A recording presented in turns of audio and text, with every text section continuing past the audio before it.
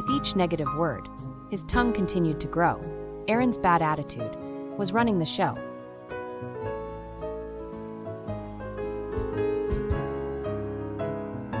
Aaron had a bad attitude. It began in his thinking. Because of his thoughts, his words started stinking.